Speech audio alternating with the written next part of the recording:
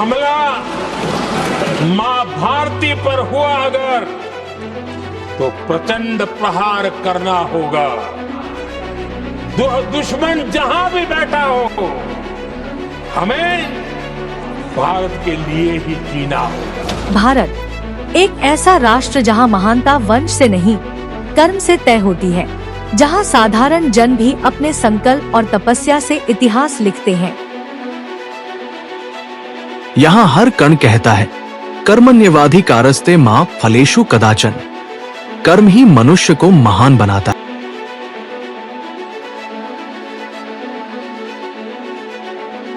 और यही है उस यात्रा की कहानी, एक साधारण बालक से लेकर राष्ट्र के शिखर तक का अद्भुत सफर, शून्य से शिखर तक। भाग्य मनुष्य को अवसर देता है, पर महान वही बनता है जो हर अवसर को कर्म में बदल दे। भगवद गीता कहती है, कर्मण्यवाधिकारस्ते मां फलेषु कदाचन। अर्थात मनुष्य का अधिकार केवल कर्म पर है, फल पर नहीं। और यही शाश्वत सत्य नरेंद्र मोदी के जीवन की सबसे बड़ी शक्ति बन गया। ये कहानी है उस बालक की, जिसने साधारण गलियों से चलकर राष्ट्र की चेतना में असाधारण स्थान बनाया। एक ऐसा व्यक्तित्व जिसने अपनी तपस्या, अपने संघर्ष और अपने कर्म से इतिहास की धारा बदल दी।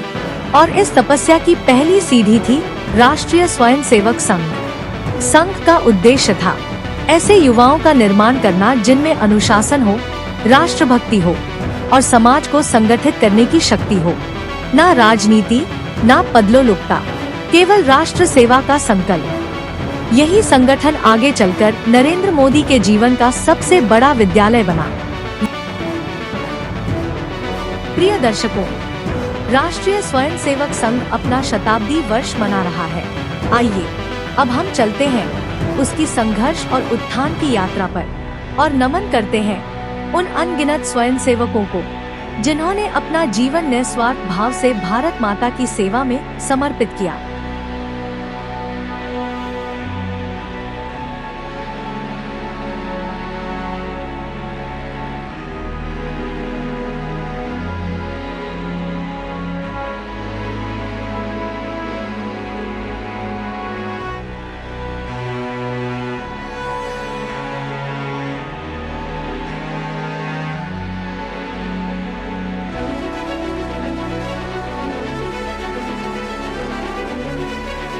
1920 का दशक हिंदुस्तान आजादी की लड़ाई में था, लेकिन भीतर से समाज टूटा और बिखरा हुआ था। खिलाफत आंदोलन तुर्की के खलीफा की सत्ता बचाने का अभियान, जिसे भारत में उठाया गया। महात्मा गांधी ने इसे असहयोग आंदोलन से जोड़ा। उम्मीद थी हिंदू मुस्लिम एकता बनेगी, लेकिन यह एकता साझे दुश्मन पर टिकी थी, न कि साझे विश्वास पर। 1921 के मौपला विद्रोह में हजारों हिंदुओं की हत्या और धर्मांतरण हुए। – 1923 में नागपुर दंगे ने डॉक्टर केशव बलिराम हेडगेवार को हिला दिया। –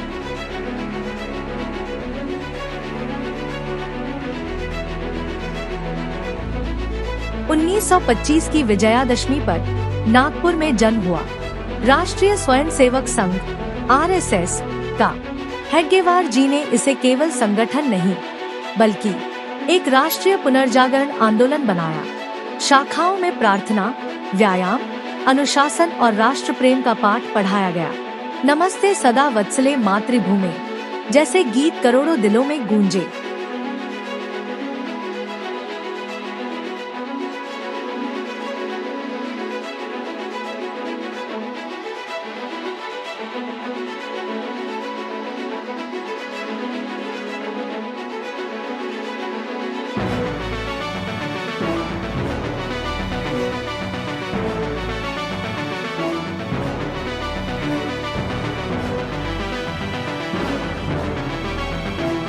आजादी की लड़ाई के दिनों में भी आरएसएस कार्यरत रहा।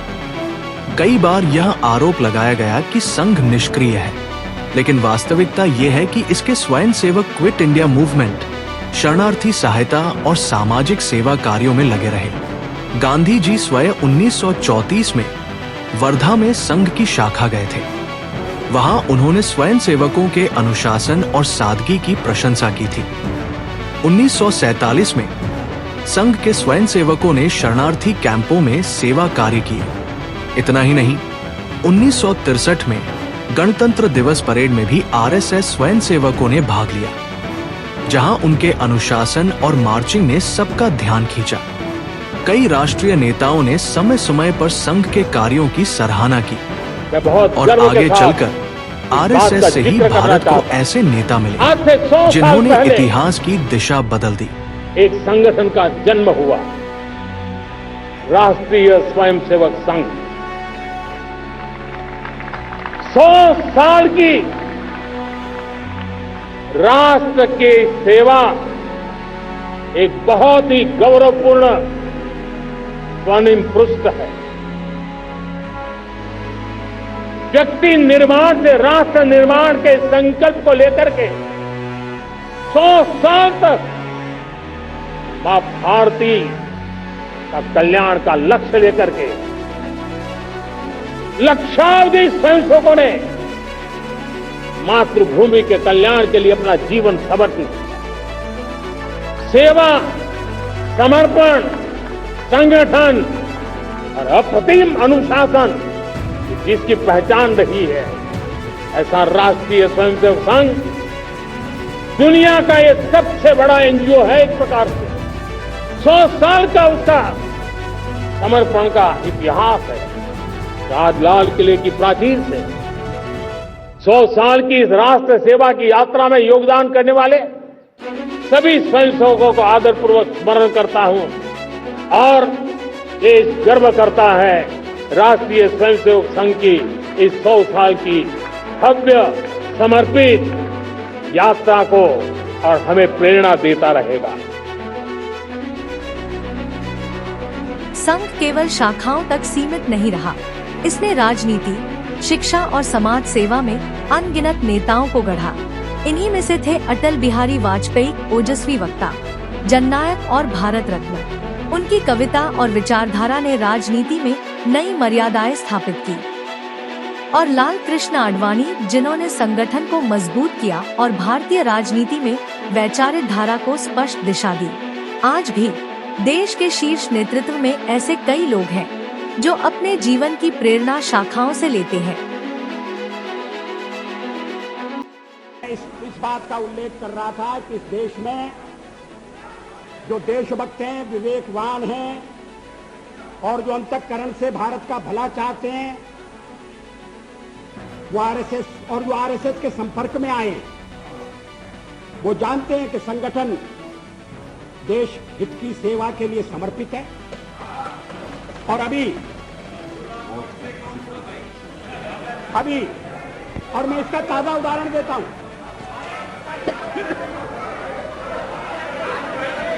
मैं इस बात का उल्लेख नहीं कर रहा कि चीनी आक्रमण के बाद पंडित नेहरू के नेतृत्व में रिपब्लिक परेड के दौरान जिन स्वयंसेवी संगठनों को अपनी एकजुटता प्रकट करने के लिए बुलाया गया था, उनमें आरएसएस भी था।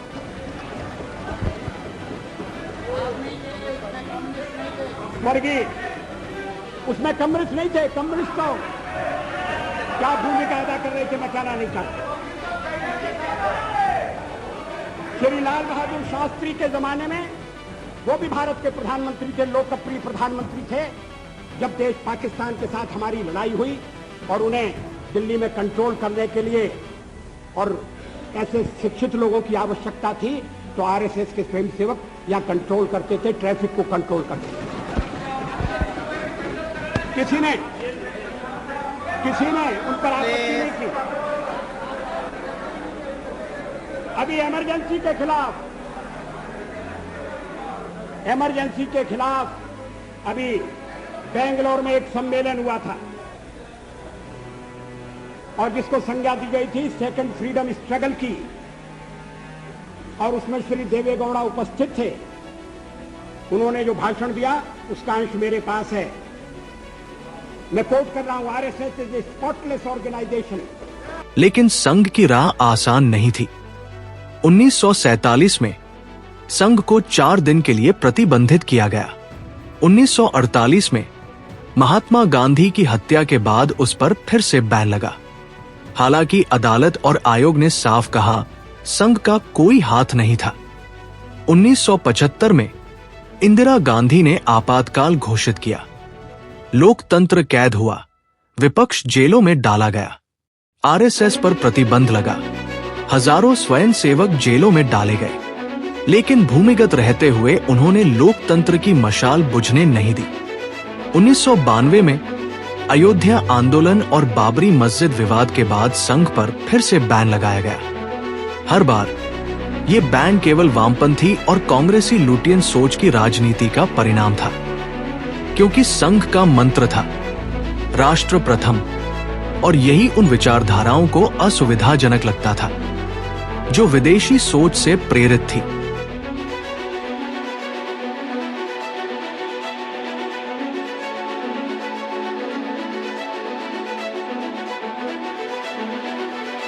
आज 21वीं सदी में आरएसएस दुनिया का सबसे बड़ा स्वयंसेवी संगठन है। 1 लाख से अधिक शाखाएं, करोड़ों स्वयंसेवक व जो बिना किसी पद या स्वार्थ के केवल राष्ट्र सेवा में लगे हैं। संघ ने समाज के हर क्षेत्र को छुआ।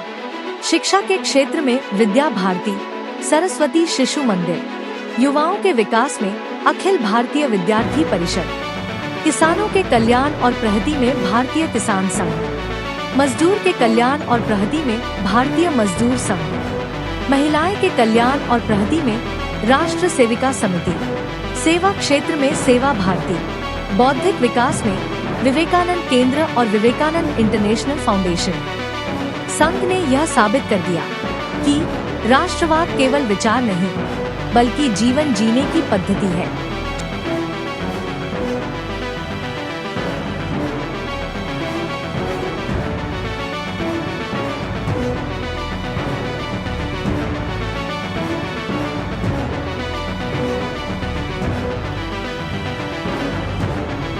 1925 में एक छोटे से संकल्प से शुरू हुआ आंदोलन आज 100 वर्ष पूरे कर चुका है। प्रतिबंध, आलोचना, अपमान का सबका सामना किया, लेकिन हर बार और मजबूत होकर निकला, क्योंकि इसकी शक्ति है निस्वार्थ सेवा। इसका आधार है अनुशासन और संगठन, और इसका लक्ष्य है राष्ट्र प्रथम।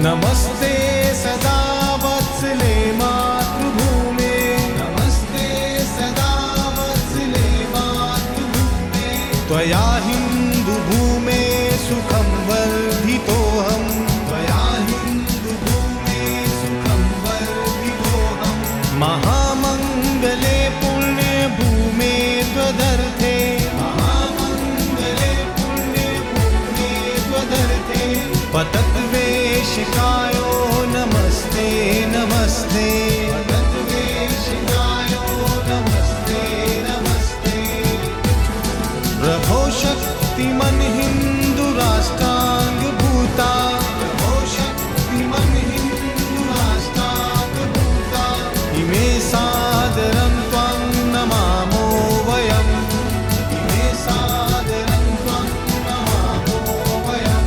शताब्दी वर्ष पर उन अनगिनत स्वयंसेवकों को वंदन, जिन्होंने अपना जीवन भारत माता के चरणों में समर्पित किया। यह संगठन आने वाले 100 वर्षों तक भारत को नई ऊर्जा और नई दिशा देता रहेगा। मद्रास, मुंबई, सिंध आदि सभी प्रांतों के स्वयंसेवक परस्पर क्यों इतना प्रेम करते हैं? केवल इसीलिए कि वह राष्ट्रीय स्वयंसेवक संघ के घटक है। हमारे संघ का प्रत्येक स्वयंसेवक दूसरे स्वयंसेवक पर अपने सगे भाई से भी अधिक प्रेम करता है। आज आप अपने अपने स्थान को वापस जा रहे हैं। मैं आपको प्रेम पूर्वक विदाई देता हूं और अनुरोध करता हूं कि वापस जाते जाते ये प्रतिज्ञा कीजिए कि जब तक तन में प्राण है संग को नहीं भूलेंगे।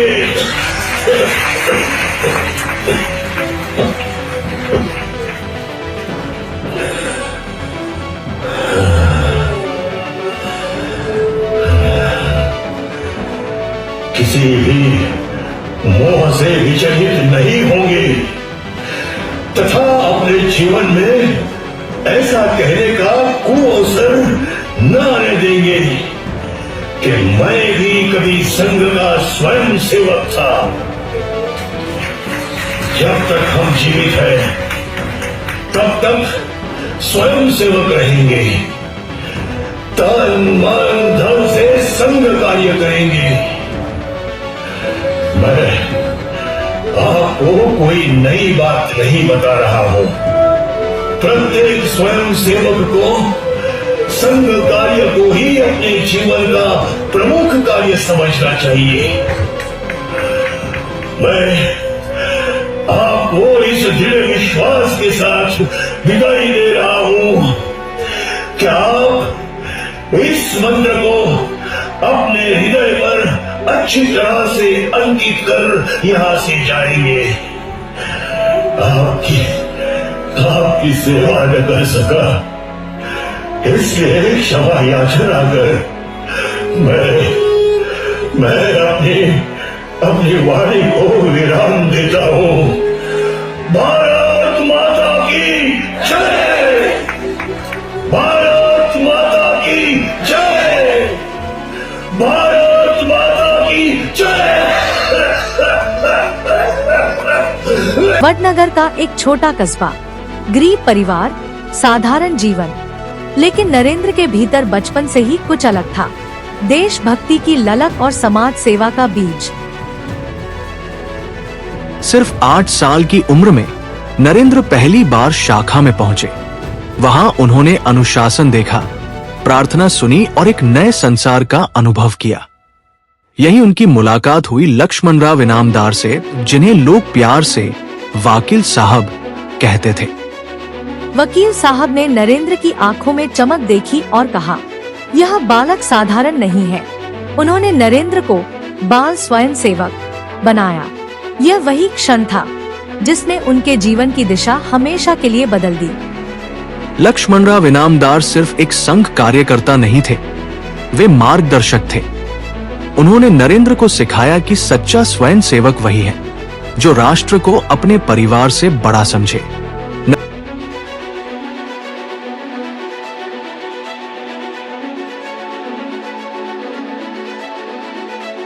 नरेंद्र इनामदार जी की परछाई बन गए।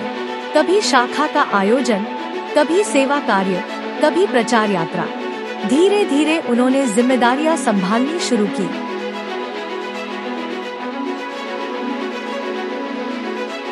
नरेंद्र पहले घटक प्रमुख बने, फिर नगर कार्यवाह और जल्द ही जिला कार्यवाह। हर पद उनके लिए पद नहीं था, बल्कि राष्ट्र सेवा का एक नया अवसर था। उनकी कार्यशैली साफ थी, पहले सुनो, फिर समझो और अंत में सबको साथ लेकर चलो।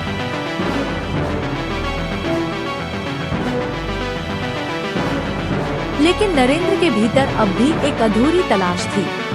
उन्हें लगता था कि सेवा की राह पर निकलने से पहले आत्मा की साधना जरूरी है। यही खोज उन्हें ले गई हिमालय की ओर।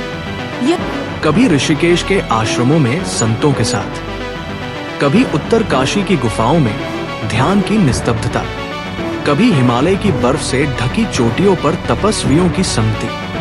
नरेंद्र ने महीनों आत्मान्वेषण किया। उन्होंने सीखा, त्याग से नेतृत्व जन्म लेता है और सेवा ही सच्चा धर्म है। वह यात्रा उनके जीवन का टर्निंग पॉइंट थी। जब वे लौटे तो नरेंद्र अब साधारण युवक नहीं रहे। वे तप कर, बदल कर और स्पष्ट उद्देश्य लेकर लौटे थे।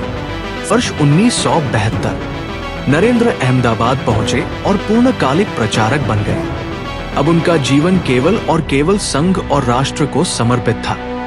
सुबह 5 बजे से शाखाएं, दिन भर यात्राएं और बैठकें, रात में संगठन के दस्तावेज और योजनाएं। न कोई निजी सुख, न परिवार की महत्वाकांक्षा, बस राष्ट्र के लिए कर्म। अगर दूसरे लोग जब परिवार या भविष्य की चिंताओं में खोए रहते, नरेंद्र मोदी एक छोटे से कमरे में जमीन पर सोकर अगले दिन की योजनाएं बनाते। संघ का अनुशासन और सेवा भाव उनके व्यक्तित्व में गहराई तक उतर चुका था। अगर हम नरेंद्र मोदी के जीवन के इस पड़ाव को समझें, तो साफ दिखता है कि आरएसएस उनके लिए सिर्फ संगठन नहीं था, वह चरित्र निर्माण की प्रयोगशाला था। यहाँ उन्होंने सीखा कि कैसे हजारों को एक दिशा में संगठित किया जा सकता है। संघ ने नरेंद्र मोदी को 3 सबसे बड़ी पूंजियां दी: अनुशासन, संगठन क्षमता और राष्ट्र के लिए तपस्या का भाव। यही 3 गुण आगे चलकर उन्हें राजनीति और नेतृत्व की ऊंचाइयों तक ले गए।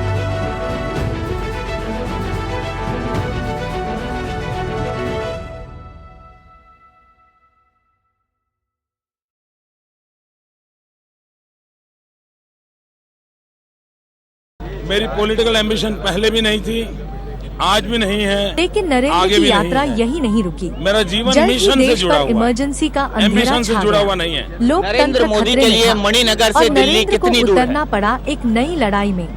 प्रिय मित्र, मैं मणिनगर को ही अपना सब कुछ मानता हूँ, इसलिए मैं और दूरियों को नापता नहीं रहता हूँ।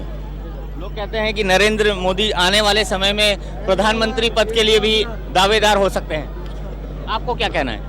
भैया, मैं संघ का प्रचारक अब लोकतंत्र का योद्धा बनने वाला चीज था। का दावेदार नहीं हूँ। यही होगी हमारी मैं अगली कार्यकर्ता कड़ी, हूँ आपातकाल और कार्यकर्ता लोकतंत्र के की रूप में लड़ाई। काम करना, यही मेरा काम है। इससे अधिक मैं सोचता नहीं हूँ। मतलब आप अपना कार्यक्षेत्र गुजरात को भी बनाए रखेंगे, राष्ट्रीय राजनीति में क्या रोल होगा आपका? मैं वो व्यक्ति हूँ जिसने अपना निर्णय कभी नहीं किया।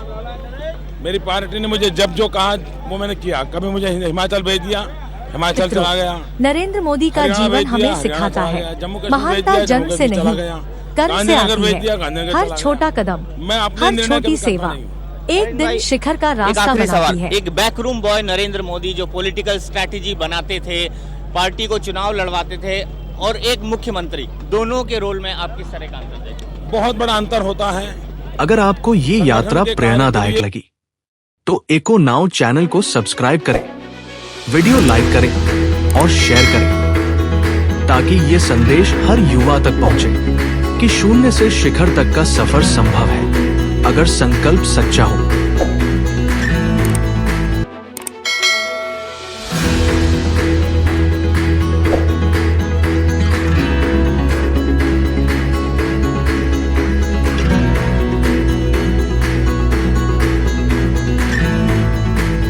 भारत माता की जय। वंदे मातरम। वंदे मातरम।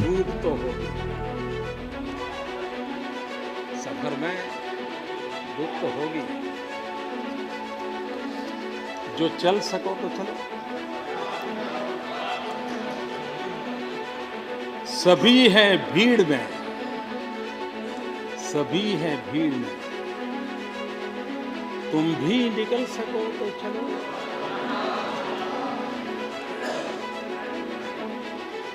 सफर में धूप तो होगी, जो चल सको तो चलो।